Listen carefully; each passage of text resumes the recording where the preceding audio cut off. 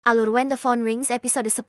Hiju tidak sadarkan diri di kursi belakang mobil Duye. Dalam lamunannya, Hiju membayangkan hidup sederhana sebagai pasangan bahagia bersama Saeon. Namun kenyataan mereka jauh lebih rumit. Sementara itu, si penculik tiba di toko ikan untuk bertemu Duye.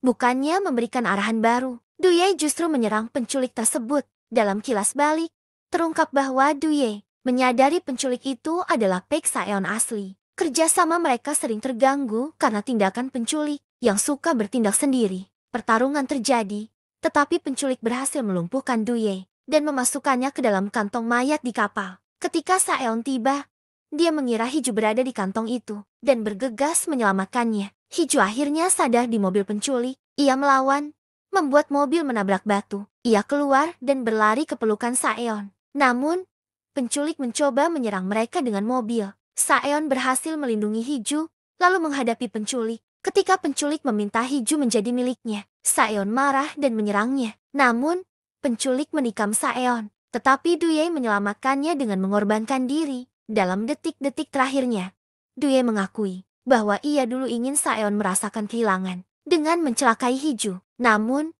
ia salah paham dan menyesal. Polisi datang menyelidiki, sementara Saeon merasa bersalah karena mempercayakan banyak hal pada Duye. Hiju menghiburnya, mengatakan bahwa bukan salah Saeon. Di sisi lain, penculik merawat luka-lukanya dan berencana membalas dendam. Ibunya, Kyujin, mengetahui identitas penculik sebagai anak kandungnya. Ia merasa bersalah.